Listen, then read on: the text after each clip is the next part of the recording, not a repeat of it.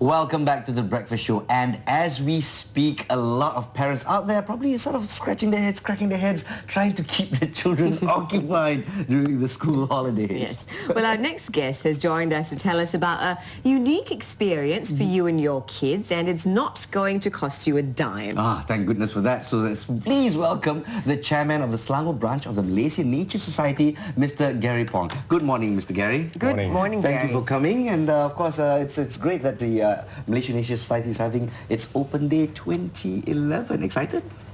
Well, we have been doing it for quite a number of years, and this will be our second time having at the same venue. Okay, so where will this be held this year? This will be held at Taman Lembah Kera. Taman Tun Dr. Ismail, yeah? Yeah. And what can people look forward to at your Open Day? It's basically a day where they can bring the family along, enjoy the environment, appreciate nature, and enjoying all the festivities there. Yeah, enough of children staying back in their house, playing their PlayStation or whatever. You know. Yeah. Come out and of course see what's out there that's for you. Now, let's take a look at objectives though. What does Malaysian Nature Society hope to achieve with this event? Okay, this Taman Lembah Kera is the last green lungs, one of the last green lungs around in Kuala Lumpur. Well, we want the family to come around, look at what is in the background, at the backyard. You know, there's a beautiful parks around. They can bring a family along instead of going window shopping every weekend. That's where you can spend time, enjoy nature, see what's all the wildlife that's around there, the fauna, enjoy the fauna, and maybe exercise.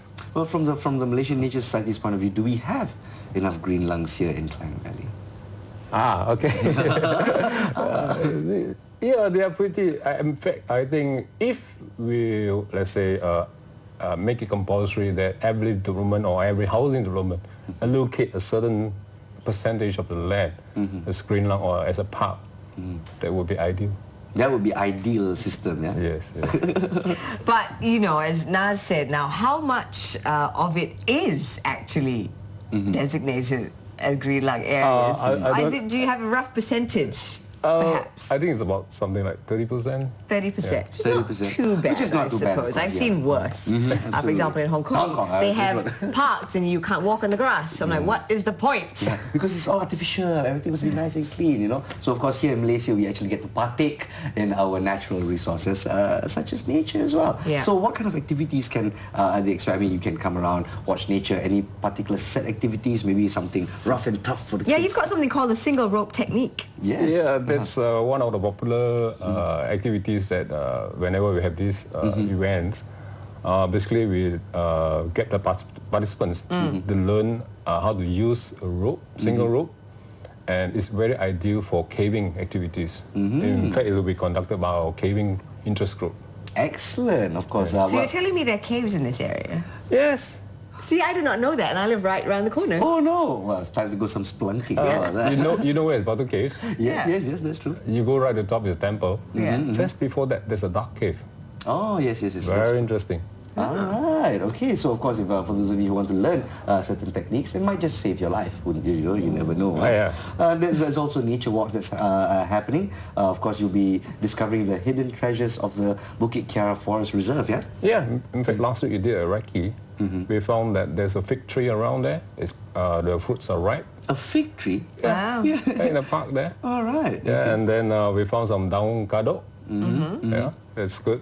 Yeah, And what about, you know, the animals? Because kids are very interested in the creepy crawlies Yes. in the jungle. The macaques, the kura are around there, and there are birds, and in fact there's resident raptors flying around the area. Oh, you can really? get the sound, yes. Well, you've got resident raptors here in KL. Yes. All right. And even Lembah Kera there. How many metropolises in the world do you know that still have these particular flora and fauna still available in a metropolis area? Wow. And I believe this is open to the public and it's completely free. Certain activities you may have to pay, Right. like the single rope techniques. You have to pay a nominal sum to participate. Yeah. Else we find a long queue. Well, let's hope there's not a long queue because they're open from 7:30 a.m. till 1 p.m. So short a time lah, Mr. Gary. How lah? Well, that's the time I think everyone wants to be enjoy the cool weather, and after lunch people will tend to go back to their home and find that it's too warm for them to come out. Similarly to birds, you know, they come early to get their food, and after that they go home. Go back in the jungle. Okay, so why is it, so important for the MNS to have activities like this? Well, we have all Malaysia, we have something like 4,000 members, and Selangor branch have about 1,005 members. Wow, okay. And this is an opportunity for the members to come up and see who Gary Phong is, or meet up with some of our committee members who have been doing all the works. Exactly, it's also a networking process for... Yes. And what about educating the young children? Yeah, we do have program, and also at least it's also an opportunity for us to showcase to the public what we can actually do. What the Malaysian Nature Society does. What it's all about, And any special projects maybe? Yeah, we do have a few conservation projects that's going on. There's one plan for next year, which is we're going to go to the schools and conduct our water management plan. Oh, okay, all right. Water management plan is a very precious commodity or resource here in Malaysia. What are your top 3 concerns, the Malaysian Nature Society? Of course, it's our tropical rainforest. That's our first one, tropical rainforest. And depletion of our natural resources. Depletion. And the other one is the public awareness, public participation. Taking an interest in the environment. Do you feel that our Malaysian youth, or even Malaysian public in general, are aware enough of the treasures here in our country? They are, but a small percentage. Too small, yeah? Too small. And of course, it's up to the heroes at the Malaysian Nature Society to, of course, come up and educate us as well. I mean, it is our heritage after all. So, of course, we encourage everyone to come on a family fun-filled day. That's on the 4th of June, this Saturday, actually, at the Taman Lembah Kiara Forest, Taman Tun Dr. Ismail. Of course, for more information, you can log on to www.mns.my.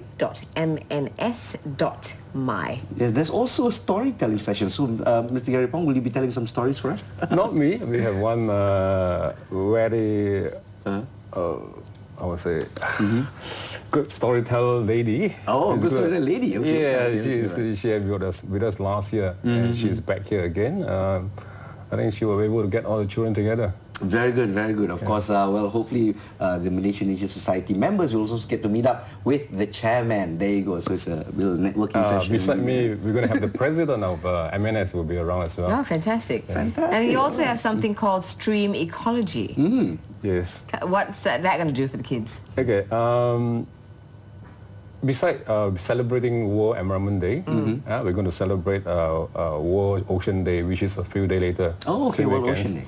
Yeah, so in conjunction with that, we're going to have this stream ecology. We're going to check the water quality around the lake there. Well, that's, is that a test that the kids can do? Yeah, it's a simple test that we're having. We're getting some kids, the kit, monitoring kits with them, and get them hands-on. All right. So, of course, awareness to our youth, is our water actually clean? And the thing is, we're so used to our rivers, which is the Teh Susu River. Let's just put it that way. There are quiz on that as well, and there'll be prizes to be won. Very good. So how many people are you expecting, or so how many people do you hope to attract? Well, maybe 1,000 or 2,000. Wow, I like that. Confidence is the key, Mr. Gary. Fantastic. That's why we're coming back again this year. Same menu. Very good, very good. I mean, it's gotten a good response last year, and hopefully the people will also give the same amount of support this year on the 4th of June, this Saturday, for the Malaysian Nature Society Open Day. Happening at the Lembah Kiara Forest at Taman Tun Dr. Ismail in KL. It's a green lung in the city, so it'll be really interesting to see. Absolutely right. Thank you very much, Gary, and have a fantastic time on much Saturday. appreciated. Enjoy yourself, of course, and well, to people enjoying the school holidays, enjoy that day out as well. Okay.